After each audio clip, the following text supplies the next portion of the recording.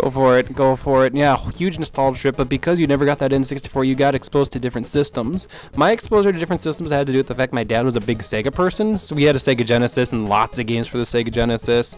He didn't get a Saturn, he got a 32X. Never got the Saturn, but he ended up getting the Dreamcast, and my dad has a gigantic Sega Dreamcast collection. See, I skipped all over that. See, I went directly from a Super Nintendo to a PlayStation.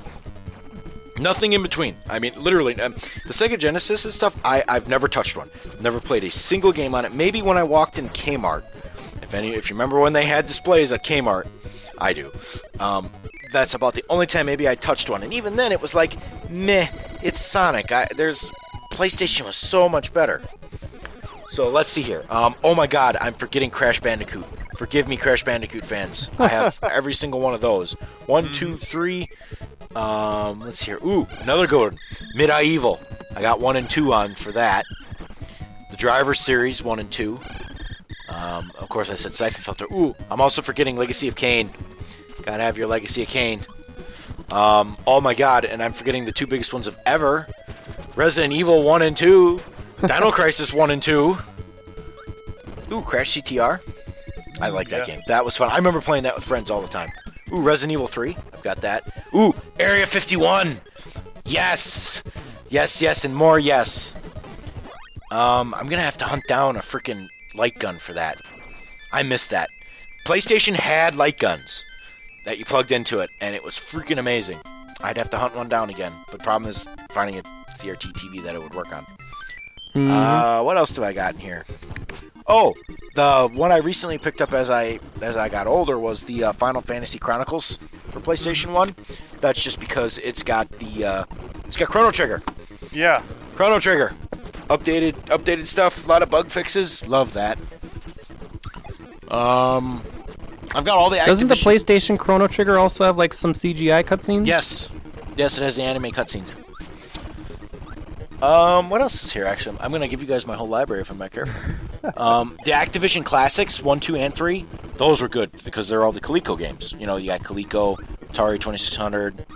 I don't know why, but I was big back then into wrestling. I have WWF.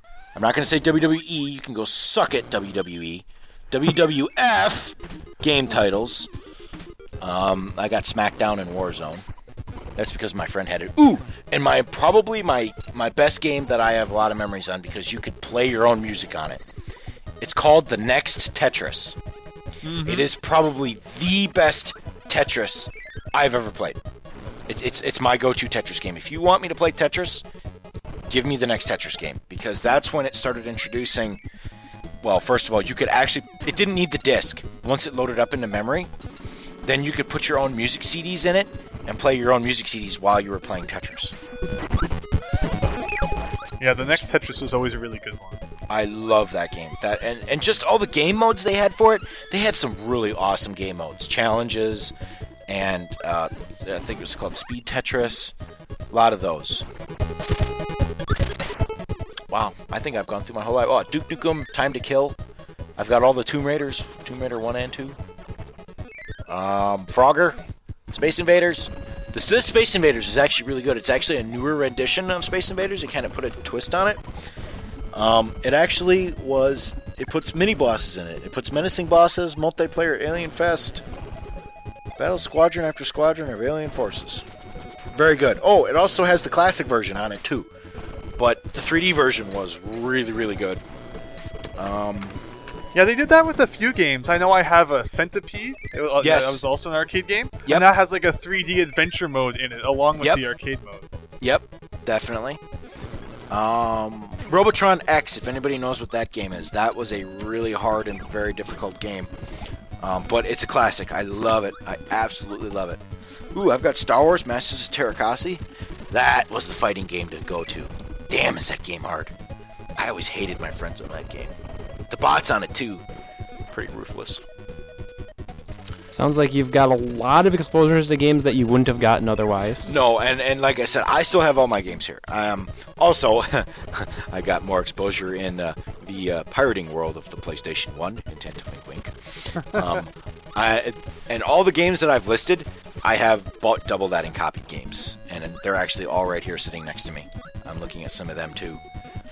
Because of course, guess it was the 90s, man. It was the 90s. So, you know what you did? You went to Best Buy. Or not Best Buy, Blockbuster. Went to Blockbuster, rented a few PlayStation games. They were cheap on the dollar. Took them home. I had the capability of copying them, since my dad was IT and had a powerful enough computer to do so. And the software to even do it, because at that time he worked for a company that did all that. And I've got a lot of good games in here.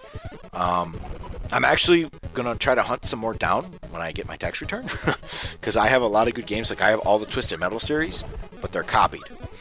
And I would like to have the real copies of them, and they're probably fairly cheap nowadays, but oh my god, I'm looking at all my copy games. I got all the Twisted Metals, Bugs Bunny Lost in Time, Tarzan, what else do I got in here? Hercules? Why the hell do I have that? Really?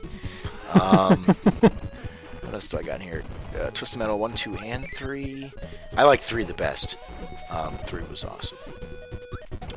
Resident Evil 1.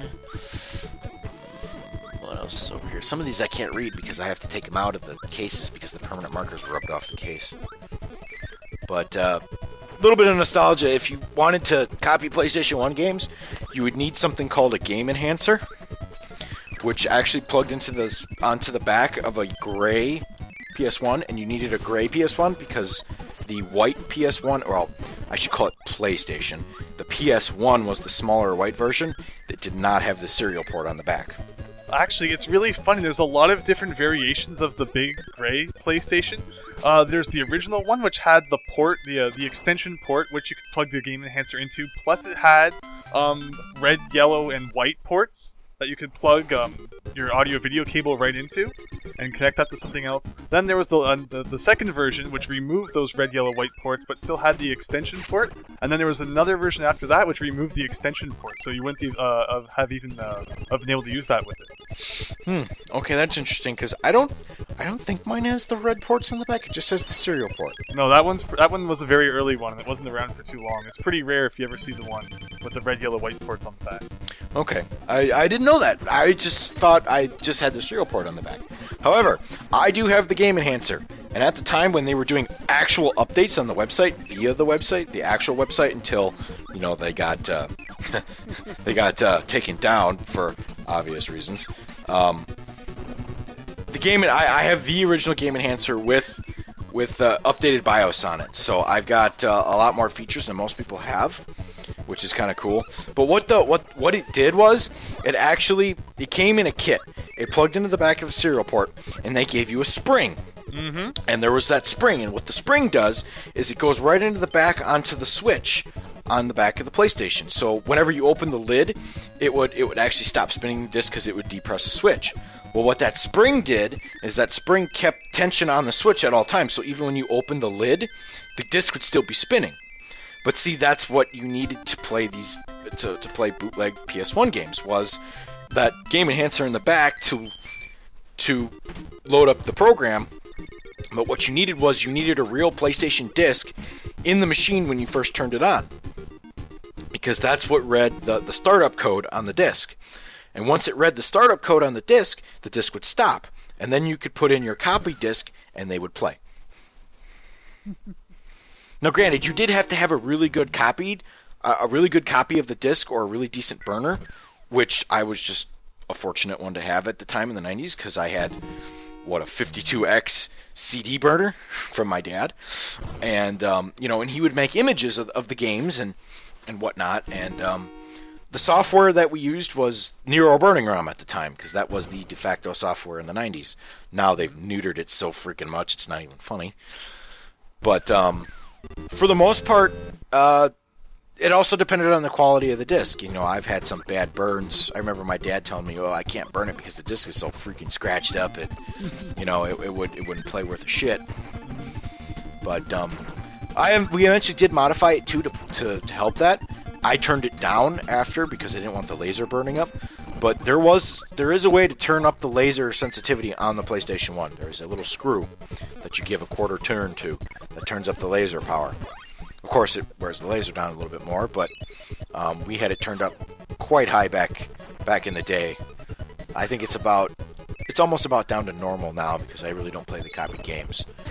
But man, good times, definitely good times. I can specifically remember that, saying, "Oh, which game did I want this week?"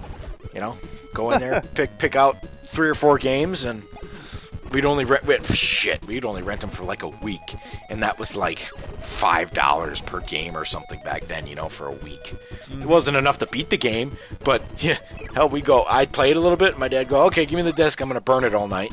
He'd burn it, you know, and he'd make the image and burn a couple discs and say, "Here you go, have fun." Wow.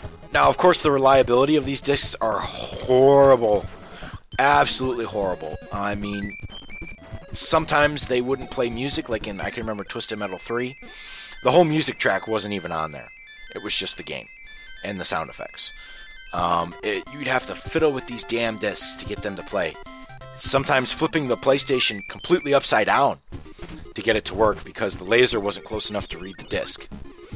I remember having to do that quite a bit. Propping it up, leaning it sideways, giving at least 5 to 6 tries on the disc. It was flaky at best, but I mean, some of them play really well, other ones play like crap. That is an experience I have no equivalent to. I do have one question for you. Did you ever run into issues with Spyro 3? No, I love Spyro. That's an actual game I bought, so, at the time. Okay. Because keep in mind, I started out burning the games, at least my dad did, but then they were coming down at that, and we're talking about, 98, 99, we're starting to come off, PlayStation 1, and you're starting to get into PlayStation 2. Things started dying down around then. I'd say we probably quit around, 97, doing that, and we just started buying the games, or at least I did. And back then, a PlayStation 1 game, for cheap that had been out for a while, hell, was what, $20? Maybe at best. I could say it's probably more. I can probably say I've never bought a PlayStation 1 game at full price. For sure. Positively. Other than the ones I've recently picked up as I've gotten older, like my Crash CTR was a burn disc. I eventually picked that up for real a while ago. The next Tetris was a burn disc. I eventually picked that up for a while ago. And what was the other one? My Dino Crisis 2. I picked that up because I got sick of fucking looking at that. Same thing with my Resident Evil 3. Because those were both burn games for me. But all the Spyros I own, I'm looking at them right now. I got Spyro the Dragon, Spyro 2 Ripto's Rage, and Spyro Year of the Dragon. I mainly asked because Spyro was really, really, really creative with its copy protection. Really? Yes. If you look it up, they did some really clever things to Spyro 3 where it was impossible to collect everything if you played a pirated game. And I just kind of figured since you were talking about that, I thought maybe you had a story about it, but I guess not. No, I actually own... Actually, I have a Greatest Hits Spyro 3. Which is a lot of my games. Actually, 1, 2, 3, 4,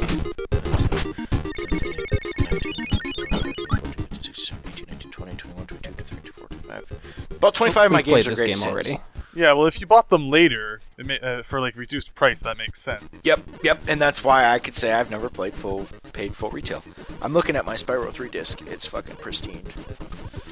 Hey, look, there's the Crash Bash. I never did buy Crash Bash. I never had any friends. Crash Bash was kind of a disappointment. I was like, Really? I loved Crash Bandicoot 3 Warped. I've 100% of that, gotten every single gem, and I was like, okay, let's buy Crash Bash now. And it's just a party game with like a whole bunch of mini games. It's not an actual like platformer. It was to compete with Mario Party. Kind of, yeah. But I didn't realize that when I bought it. I was like, oh, that's not what I wanted. Yeah, my Crash CTR was more my kind of game. I remember playing... Yeah, CTR is great. CTR is amazing. Oh my gosh, wow. Lot of great... I mean, the PlayStation... hell, we just had the 25th anniversary of the PlayStation 1. Oh yeah, have you seen that PS4? Oh that my god. like a PS1? I want it. I want it. And it's limited so bad, I just can't justify the money. I know. It's really nice. Oh my god, I miss my old Gray, I really do. I would be the sole person just to buy it, just for a freaking novelty, just to have it. But, the PS1 library is about one of the best libraries to have. Next to the Super Nintendo and hell, even PlayStation 2. PlayStation 2 has a freaking great library. I would Amazing argue library. that all of the PlayStation libraries, even number 3, is pretty diverse and has a lot of good games. So Yeah, I didn't agree. at first, but I think it really grew into something pretty good. I agree. It did. It was a little slow, but I mean, I'm old school, so I always have to go back to my original PlayStation, my PlayStation 2. I didn't have a GameCube until a lot later. Hell, I bought a 360 when, you know, they were coming way down and they were on the way out. I mean, I caught the tail end of that. Hell, to give you an example, I got our Modern Warfare 2 360. So, I mean, that's roughly when it all came out, which I don't have anymore. I traded that in, and I got buku bucks for it to buy other things, but needless to say. So yeah, I've got a reliable 360, considering it's an Elite, and then it's got the whatever chip in it, so it doesn't burn up because they fixed the Xbox problems. You don't know how many times I almost bought a 360 because all of my friends were playing it. Yep. We'd go home from school every day. They'd be Yep. like, "Oh yeah, let's go play 360 games online," and I'd kind of feel left out. But I never bought it because like every freaking person I knew had gone through like 2 360s because of the red ring, so I Yep. never did. And then finally the PS3 started to get some games that I liked, so I bought the PS3, and I've still never touched the 360. Yep. I'm very happy with my PS3, all because Microsoft screwed up and created the faultiest system ever. Yep. Wow. I didn't pick up a PS3. I've got the slim version, so I picked it up at the tail end of it again.